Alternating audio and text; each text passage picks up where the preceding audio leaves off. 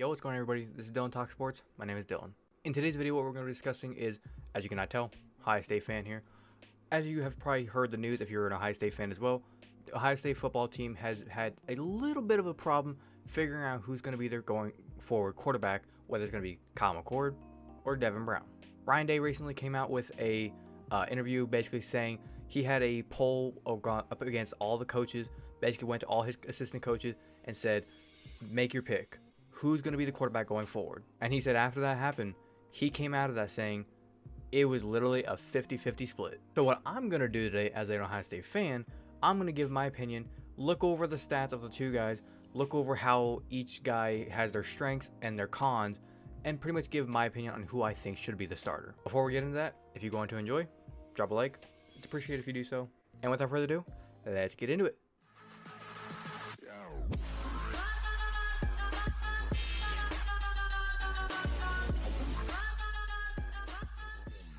Now, obviously, with Ohio State football, we haven't really had a problem like this for, I would say, probably the past 10 years, where we have struggled with our quarterback. You look back in the past, like I said, 10 years.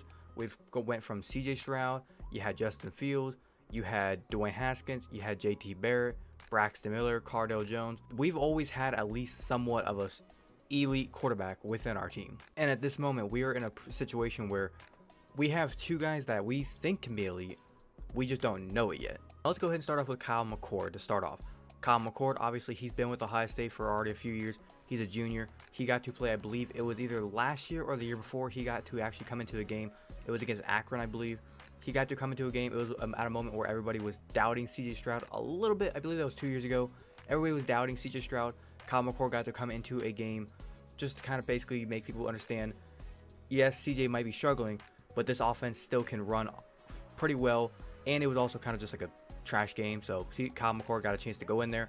I think it was like 49-7. They won the game. He threw like 2 or 3 touchdowns. Pretty solid performance. Now, looking at his recruiting profile, I put up on screen as well so you guys can see it. He was listed as 6'3", 215 pounds. He was the 49th best player in his class, the 8th best quarterback, and the 3rd best player coming out of his state of Pennsylvania. He was also a 4-star recruit. Generally, 4-star recruits can always turn out to be a great quarterback. You don't always need to be a 5-star recruit to be a great quarterback in the college level. 4 stars work well, 3 stars work well, so that I'm not going to really knock him on. Now, what are a couple things that Mccord has to kind of come along with him from his past? Let's look here. His athletic background from high school. I believe from what I've read is he's won 3 state championships. He has the school passing record from his high school as a sophomore. And another little nugget to kind of throw in there. You want to know who one of his receivers was when he played in high school? Marvin Harrison Jr. Oh yeah, isn't he the receiver on Ohio State that was balling out last year with CJ STROUD and is projected to be top 2-3 overall pick in the next year's NFL draft? Yeah, that guy. Now, when it comes to Mccord, what exactly is he going to be as basically a quarterback within this offense? He's going to be another kind of guy like what you saw CJ STROUD was, and maybe even like Dwayne Haskins was. He likes to stand in the pocket. He knows how to deliver the ball to the place it needs to be. The problem with that is you need a good offensive line. This offensive line going into this year, we lost a lot of guys in the past 2 years. I believe all 5 guys in the past 2 years have been drafted. So these are all some new faces on this offensive line. And when you have a shaky offensive line, things aren't going to go well for a quarterback first time around. And looking here now, obviously, I know when it comes to high school recruiting profiles, sometimes it's not really that accurate. But it does say here they graded his mobility at a 6. So you do have to take that with a little bit of scarcity.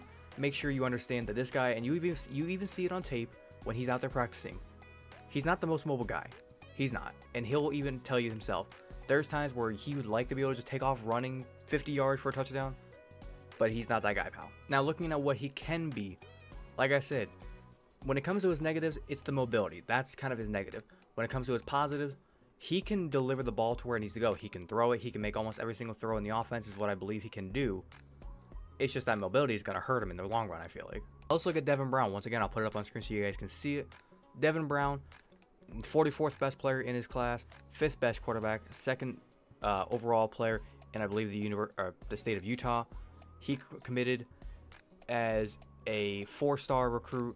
He's currently a sophomore. Like I said about Mccord, 4-star is still great. You don't have to be a 5-star to be great. But the thing with Devin is he's a sophomore, Kyle's a junior.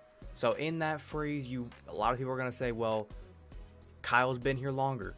Give Devin basically the hard conversation and say, hey, you're a sophomore, Kyle's a junior.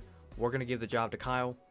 But I don't think that's how you want to roll this. Now, getting back to what Devin Brown is as a prospect, as a player, as what he can become going into the future, I think with Devin Brown is he's got the more mobility. The problem with him is he's got like so much upside to him, because when he's throwing the ball, he can make the throws as well. From what I've just been hearing is that he is struggling a little bit with his throws, getting him into that pinpoint accuracy, whereas Kyle is making those throws look easy. Kyle, on the other hand, like I said, can't run around. With Devin, when the pocket's breaking down, Devin can get out of there. Devin can run. I think what it comes down to is Ryan Day pretty much needs to sit down and figure out, along with his offensive coordinator, Brian Hartline now, what does he want this offense to be? And what kind of quarterback does he want? Because when you look at Kyle Mccord, this might be a bad analogy. Kyle Mccord is basically what CJ Stroud was, and then Devin Brown is what Justin Fields was. He needs to basically say, would I rather have CJ Stroud back for basically that next year where you have Kyle Mccord, or would he rather go back to a Justin Fields style offense where he can do the read option, run the ball, be able to get a quarterback run every now and then? And I do believe it is hard for Ryan Day to kind of figure out who's going to win this job, because I will put this quote up on screen that you can see, and it says, and I quote, "To this point, as honestly as I can say, there is not one that's won the job, and there is not one that's lost the job. There have been times over this camp where I felt like one was going to take over and the other one just came back. It's like a horse race. They kept pulling away and the other one would catch up," quote. Now, ultimately, what do I think is going to happen? I think Kyle McCord is going to get the job. Now, why would I say that? I do think a lot of people would agree with me, and a lot of people within the analysts of college football are going to say the same thing. Kyle McCord just kind of, it's one of these jobs where it's like he's better off just having the job, mainly for the fact that he's been there longer, and it's kind of his time. It's almost like where you wait out your time. Eventually, the time it's going to come to you. This might be a stupid analogy of why I feel like we need to go with Kyle McCord. Do you remember whenever Joe Burrow left Ohio State and he went to LSU, and Ohio State fans, we basically cried ourselves to sleep just knowing that we could have had that man on our team and having a legendary quarterback with Ohio State? Yeah, that guy. I feel like Ryan Day is looking at this team and looking at these quarterbacks, and he's saying, I don't want to make that mistake, because he's fearing that, hey, Kyle, we're going with you. Devin might just say, fuck you, dude, I'm going somewhere else, and he might go to another team in the Big Ten, become the starter somehow really quickly, and just screw Ohio State's defense over like a Sunday night frat party. And same thing with vice versa. He might go with Devin Brown, and Kyle might say, screw you, I'm going somewhere else, and do the same exact thing. Overall, like I said, I think Kyle McCord is the way to go going forward. I'm hoping that what can happen is Kyle McCord can become the starter this year. He's going to have plenty of weapons. He's going to have Emeka Egbuka. He's going to have Marvin Harrison Jr., Julian Fleming. A lot of other recruits are coming in over these next few years. And then what can happen is if Kyle McCord goes out there and just balls out, I know that the NFL draft, you don't really want to draft quarterbacks that are just played one season. But Kyle McCord has a really good shot of if he goes out there and has a All-American style play, any quarterback within Ohio State is going to have a great season.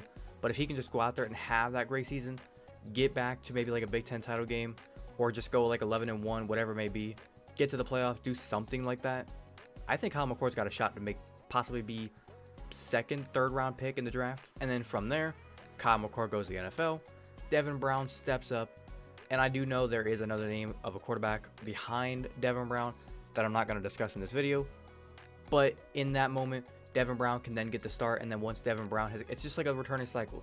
Whoever is the oldest usually should be getting the start as long as they can earn that spot. And so far, Kyle has shown that he has the ability to go earn that spot. The fact that they're kind of like neck and neck right now. But other than that, hopefully you guys did go into enjoy today's video. That's all I got to discuss for this one. Let me know in the comments what you guys think about all this. If there's anything you disagree, anything you want to voice your opinion on, if you think I'm wrong about Kyle McCord starting and you want to say maybe Devin Brown should be the starter, voice your opinion in the comments. I'll be more than welcome to respond, talk about it. If you wanted to enjoy today's video, make sure you drop a like. It's always appreciated if you do so. Lets me know that you're enjoying the videos that I am posting. And if you're enjoying my content and you're just enjoy this channel, want to stay tuned for new videos that I do post here, whether it be just discussing sports, Ohio State football with football season getting started, anything Cleveland sports, Cavaliers, Guardians, Browns, as the football season kicks off and the basketball season gets going again, it's going to get busy here. So if you like all that stuff, subscribe. and hit the notification bell so you guys are notified the second I post a new video here on the channel. But without further ado, this has been Dillon Talk Sports. Have a great rest of your day. Peace.